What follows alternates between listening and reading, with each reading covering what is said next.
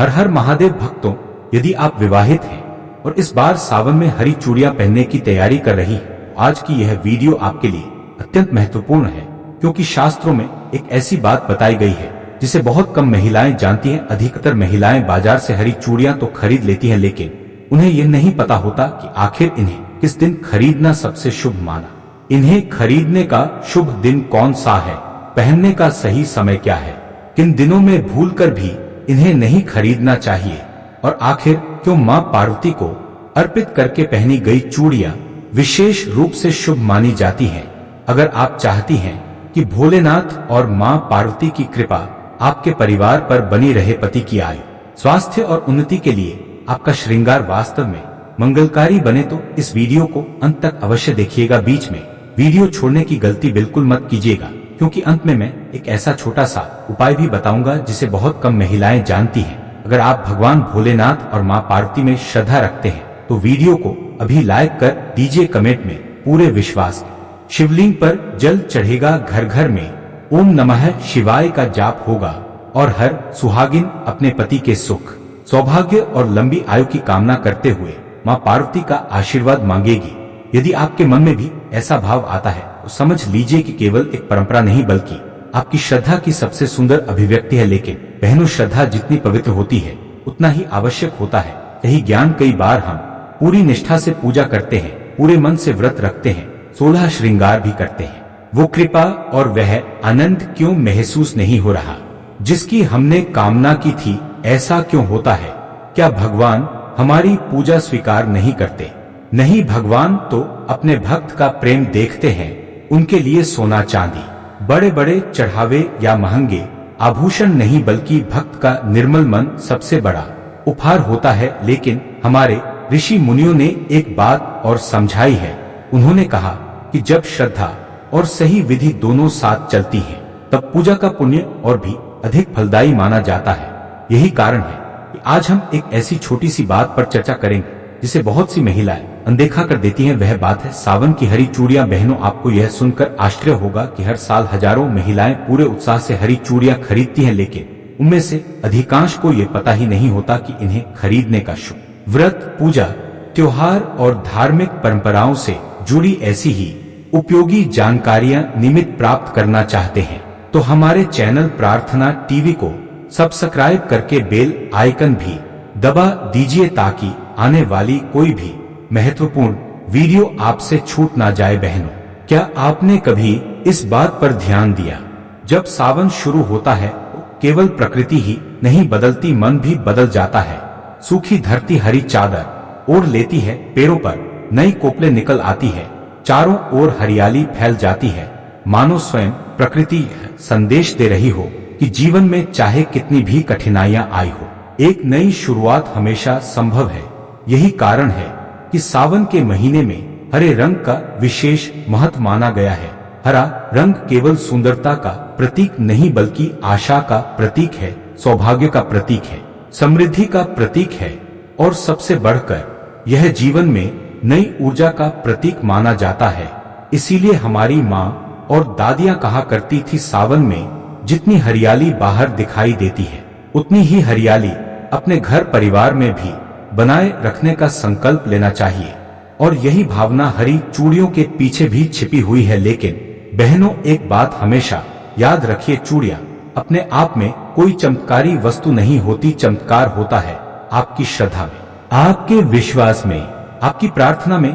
जब कोई सुहागिन महिला भोलेनाथ और मां पार्वती को अपना आराध्य मानकर पूरे प्रेम से उनका स्मरण करते हुए श्रृंगार करती है, तब वही श्रृंगार उसके लिए एक आध्यात्मिक संकल्प बन जाता है। आज की सबसे बड़ी भूल, आजकल बाजारों में सावन शुरू होने से कई दिन पहले ही हरी चूड़ियों की दुकानें सज जाती हैं। लोग भी देखकर खरीद लेते हैं। किसी ने कहा, क्या हर समय पहन लेना उचित माना गया है, या फिर कुछ ऐसे दिन भी है जिनमें थोड़ा संयम रखने की सलाह दी जाती है? यही वह प्रश्न है जिसका उत्तर हम आगे जानेंगे। और विश्वास मानिए, यदि आप इस छोटी सी बात को समझ लेंगे तो आगे से सामान्य का श्रृंगार केवल एक रस्म नहीं रहेगा, बल्कि आपके मन की सच्ची भक्ति का उत्सव बन जाएगा। ओम नमः शिवाय, हर हर महादेव। मेरी प्यारी बहनों, आज मैं आपसे कोई कठिन शास्त्र नहीं, शायद नई हरी चूड़ियां, नई साड़ी, मेहंदी, भोलेनाथ का जला अभिषेक, सोमवार का व्रत और मां पार्वती के चरणों में अपने परिवार के सुख की प्रार्थना, यही तो सावन की सबसे सुंदर बात है। यह महीना केवल कैलेंडर का एक महीना नहीं होता, यह मन को भगवान के निकट ले जाने का अवसर होता है। इसीलिए हमारे घरों में दादी नानी कहा करती थी, सावन में जितना मन भगवान में लगेगा उतना ही घर में प्रेम और शांति बढ़ेगी। बहनों, आजकल एक बात, क्या पहनने से पहले कोई विशेष भावना या प्रार्थना भी होनी चाहिए? यहीं से हमारी आज की चर्चा शुरू होती है। बहनों, याद रखिए, सनातन परंपरा में किसी भी वस्तु का महत्व केवल इसलिए नहीं होता कि वह सुंदर है, उसका महत्व इसलिए होता है क्योंकि उसके साथ एक भाव, एक संकल्प और एक आध्यात्मिक अर्थ जुड़ा होता है। हरी चूड़ियां भी उसी भाव का प्रतीक है। वे हमें हरियाली की याद दिलाती है। हरियाली केवल खेतों की नहीं, रिश्तों की भी होती है, घर की भी होती है, मन की भी होती है। जब मन सूख जाता है तो जीवन में आनंद कम होने लगता है। जब रिश्तों की हरियाली बनी रहती है तो कठिन समय भी सरल लगने लगता है। इसीलिए हमारे पूर्वजों ने सावन में हरे रंग को शुभता, आशा और मंगल का प्रतीक माना। लेकिन बहनों, एक बात हमेशा ध्यान रखिए, यदि कोई महिला यह सोच ले कि मैंने हरी चूड़ियां पहन ली, अब अपने आप सब ठीक हो जाएगा, श्रृंगार से पहले श्रद्धा और पूजा से पहले नम्रता। भोलेनाथ को बेलपत्र इसीलिए प्रिय नहीं कि वो दुर्लभ है, उन्हें वो प्रिय है जो प्रेम से अर्पित किया जाए। एक लोटा जल भी सच्चे मन से चढ़ाया जाए तो उसका महत्व बहुत बड़ा माना गया है। ठीक उसी प्रकार यदि हरी चूड़ियां भी भोलेनाथ और मां पार्वती का स्मरण करके धारण की जाए तो उनका आध्यात्मिक महत्व और बढ़ जाता है।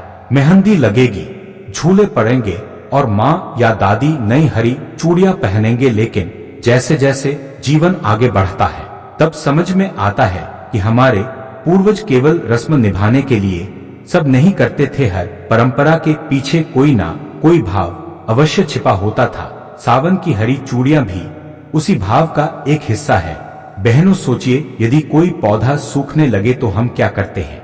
उसे पानी देते हैं, धूप का ध्यान रखते हैं, उसकी देखभाल करते हैं, क्योंकि हम चाहते हैं कि उसमें फिर से हरियाली लौट आए। ठीक उसी प्रकार परिवार भी एक पौधे की तरह होता है।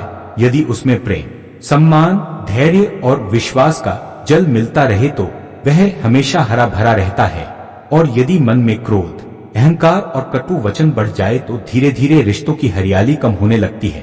यही कारण है कि सावन हमें केवल भोलेनाथ की पूजा करना नहीं सिखाता, बल्कि अपने व्यवहार को भी मधुर बनाने की प्रेरणा देता है। श्रृंगार का अर्थ केवल सजना नहीं है। बहनों, आज के समय में श्रृंगार को अक्सर केवल सुंदर दिखने से जोड़कर देखा जाता है, लेकिन सनातन परंपरा में श्रृंगार सौभाग्य और शुभ संकल्पों का सम्मान कर रही होती है। इसी कारण हमारे यहाँ कहा गया कि श्रृंगार हमेशा प्रसन्न मन से करना चाहिए। क्रोध में, झगड़े के तुरंत बाद या मन में नकारात्मकता लेकर किया गया कोई भी शुभ कार्य अपने वास्तविक आनंद को खो देता है। इसलिए यदि आप सावन में हरी चूड़ियां धारण करें तो पहले अपने मन को शांत करें, 2 मिनट भोलेनाथ का स्मरण करें, फिर मां पार्वती से प्रार्थना करें, हे मां, मुझे ऐसा विवेक दीजिए कि मैं अपने परिवार में प्रेम, धैर्य और सम्मान बनाए रख सकूं। बहनों, विश्वास मानिए, ऐसी प्रार्थना मन को भीतर से बदल देती है। एक प्रश्न जो हर महिला को स्वयं से पूछना चाहिए, मैं आप सबसे एक प्रश्न पूछना चाहता हूँ।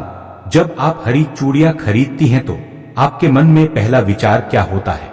क्या यह कि लोग क्या कहेंगे, या यह कि यह रंग मुझ पर कैसा लगेगा, या फिर यह कि मैं भगवान के सामने श्रद्धा से श्रृंगार करूंगी?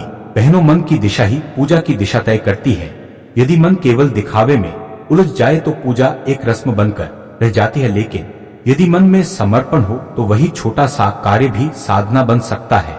इसीलिए हमारे ऋषियों ने बार बार कहा, बाहरी पूजा से पहले भीतरी पूजा आवश्यक है। भीतरी पूजा क्या है?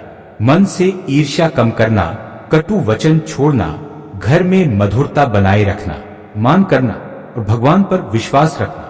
यदि ये भाव हमारे भीतर आ जाए तो हरी चूड़ियां केवल हाथों की शोभा नहीं बढ़ाती, वे हमें हर दिन हमारे संकल्प की याद दिलाती है। लेकिन यही अधिकांश लोग एक भूल कर बैठते हैं। बहनों, अब मैं आपको एक ऐसी बात बताने जा रहा हूँ जिसे अक्सर नजरअंदाज कर दिया जाता है। कई लोग सोचते हैं कि शुभता केवल वस्तु में होती है। यदि सोमवार और शुक्रवार दोनों का महत्व बताया जाता है तो इनमें क्या अंतर है? क्या सुबह खरीदना बेहतर माना जाता है या पूजा के बाद पहनना? और यदि किसी कारणवश पहले सोमवार को चूड़ियां ना खरीद पाए तो क्या करें?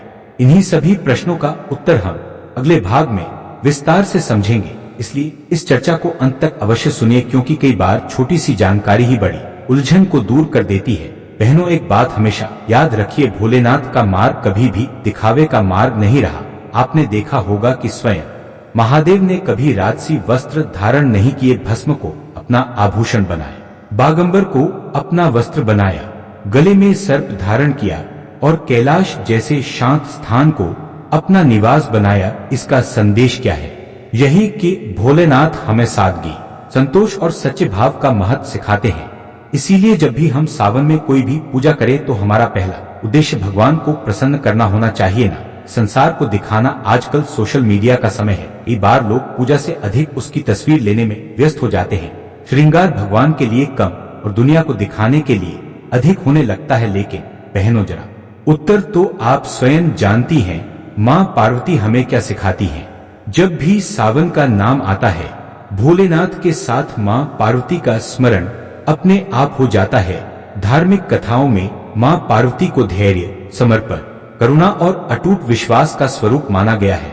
उन्होंने कठिन तप किया, लंबे समय तक धैर्य रखा और अपने आराध्य के प्रति विश्वास कभी नहीं छोड़ा। यही कारण है कि सुहागिन महिलाएं उन्हें अखंड सौभाग्य का प्रतीक मानकर उनकी पूजा करती हैं। लेकिन बहनों, यदि हम केवल उनके सामने दीपक जला दें और उनके गुणों को अपने जीवन में ना उतारे तो पूजा अधूरी रह जाती है। मापा यदि परिवार में सम्मान रहेगा, यदि पति पत्नी एक दूसरे की भावनाओं को समझेंगे, यदि भगवान का स्मरण रहेगा, तो घर का वातावरण अपने आप सुखद बनने लगेगा। हरी चूड़ियां हमें इसी शुभ संकल्प की याद दिलाती है।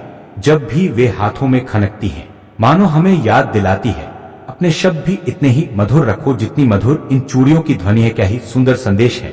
एक छोटी सी सीख बहनों, यदि किसी दिन आपका मन बहुत परेशान हो, घर में किसी बात को लेकर तनाव हो या किसी कार्य से मन अशांत हो, तो उस दिन भोलेनाथ के सामने 2 मिनट शांत बैठ जाए। कुछ मांगिए मत, बस इतना कह दीजिए, हे भोलेनाथ मुझे सही क्या पहले सोमवार, क्या पहला शुक्रवार, क्या कोई विशेष तिथि या सुबह का समय अधिक शुभ माना जाता है या पूजा के बाद पहनना चाहिए, और यदि किसी कारणवश उस दिन खरीदना संभव ना हो तो क्या करें।